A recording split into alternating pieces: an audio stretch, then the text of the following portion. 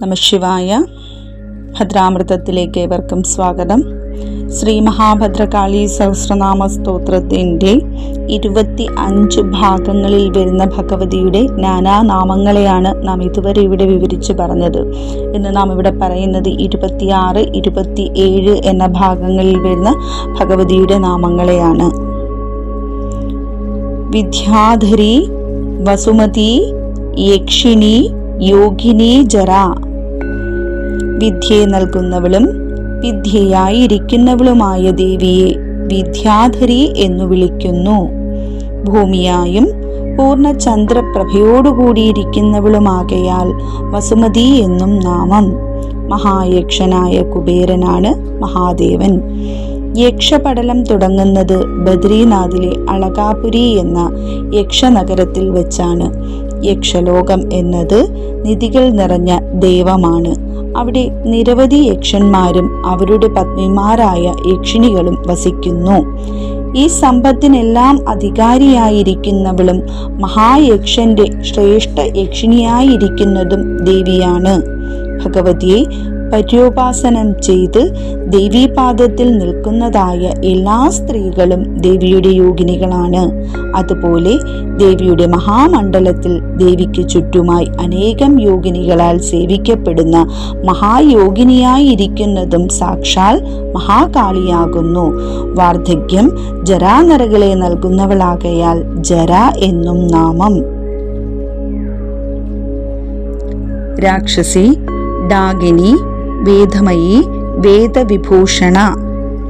അമാനുഷിക ശക്തികൾ ഉള്ള ദുർഗുണങ്ങളോടുകൂടിയ മറ്റു ചിലപ്പോൾ സദ്ഗുണങ്ങളോടുകൂടിയ മായിക വൃത്തികളെ ചെയ്യുവാൻ കഴിവുള്ള രാക്ഷസന്മാർക്ക് ശക്തിയായിരിക്കുന്ന രാക്ഷസിയും ദേവിയാകുന്നു. രാക്ഷസാദികൾ മനുഷ്യനെ സംബന്ധിച്ച് ദുർഗുണങ്ങളുടെ പ്രതീകമായി കണക്കാക്കാം. ധർമ്മത്തിലൂടെ അല്ലാതെ നേടുന്ന ഏതൊരു കർമ്മവും ഫലവും രാക്ഷസീയമാണെന്ന് പറയാം. പുരാണാദികളിൽ വിവരിക്കുന്നത് ഇത്തരം രാക്ഷസാദികളെയാണ്. പഞ്ചഭൂതങ്ങളിൽ ആകാശവുമായി ബന്ധപ്പെട്ട് കാളിയുടെ ഗണഭൂതങ്ങളിൽ ഒരു ശക്തിയെ ഡാകിനി എന്നു വിളിക്കുന്നു. വിശുദ്ധി ചക്രവുമായി ബന്ധപ്പെട്ട ദേവി മന്ത്രാർത്ഥ പ്രകാശിയായ മന്ത്രദേവത കൂടിയാണ്.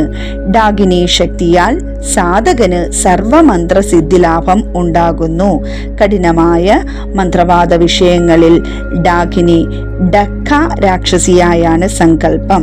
ഹിമവത് പാർശ്വത്തിൽ വസിക്കുന്ന ദേവി ദ്വൈതചിന്തയെ ഇല്ലാതാക്കുന്നവളാണ്. വേദങ്ങളിൽ നിറഞ്ഞിരിക്കുന്ന വേദമയി വേദങ്ങളെ പ്രകാശിപ്പിക്കുന്ന വേദവിഭൂഷണയായിരിക്കുന്നു. ശ്രുതി, സ്മൃതി, മഹാവിദ്യ, ഗുഹ്യവിദ്യ, പുരാതനി. ശ്രുതി എന്നാൽ ബ്രഹ്മഋഷികൾ ഈശ്വരനിൽ നിന്നും കേട്ടത് വേദങ്ങൾ എന്നറിയപ്പെടുന്നു. ഋഗ്വേദം, യജുർവേദം, സാമവേദം, അഥർവവേദം എന്നിങ്ങനെ 4 വേദങ്ങളിലായിരിക്കുന്നത് ദേവി തന്നെയാകുന്നു. മുനിമാർ തത്കാലഘട്ടത്തിൽ ജനങ്ങൾ ആചരിക്കേണ്ട ധർമ്മശാസ്ത്രത്തെ സ്മൃതികൾ എന്നു പറയുന്നു. മനുഷ്യ നിർമ്മിതമായതിനാൽ സ്മൃതികളിൽ വ്യത്യാസങ്ങൾ കാണാം. ഈ സ്മൃതിയും ദേവി തന്നെയാണ്.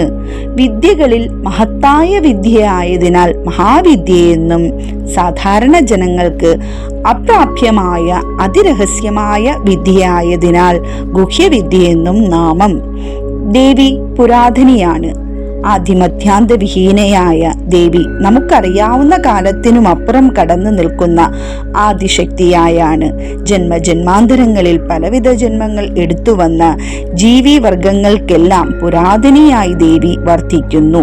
ഇനി വരാൻ പോകുന്ന ജന്മത്തിലും കാലത്തിലും അവൾ മാത്രമേ ഉണ്ടാകൂ എന്ന് സാരം. ചിന്ത്യ, അചിന്ത്യ, സ്വാദ, സ്വാഹ, നിദ്ര, തന്ത്രപാർവതി. ചിന്തിക്കപ്പെടേണ്ടതായ വസ്തുവും ചിന്തയുമായിരിക്കുന്ന ദേവി ആരാലും ചിന്തിക്കപ്പെടാൻ സാധിക്കാത്ത അഥവാ അത്യന്ത വിഹീനമായ മാനുഷിക ചിന്ത കൊണ്ട് അളക്കപ്പെടാൻ കഴിയാത്തവളാകയാൽ അചിന്ത്യ എന്നും പിതൃകർമ്മങ്ങളിൽ ശ്രാദ്ധരൂപത്തിൽ അർപ്പിക്കുന്ന സത്തായിട്ടുള്ള ബലിതർപ്പണ വിശേഷണം ആയിരിക്കുന്നതിനാൽ സ്വാധ എന്നും ഈശ്വരാർപ്പിതമായ അഗ്നിയാദിയായുള്ള യജ്ഞകർമ്മങ്ങളിൽ സ്വാഹയും ദേവി തന്നെ. നിദ്രരൂപത്തിൽ ഇരിക്കുന്നതും പാതിയുറക്കം അഥവാ ആലസ്യത്തോടുകൂടി ഇരിക്കുന്ന ഉദാസീനയും ഹിമവത് പുത്രിയായ പാർവതിയും ദേവി തന്നെ. നമ പാർവതീപദേ. നന്ദികേശ്വര പ്രണാമം. ഭഗവാൻ ശൂലപാണി.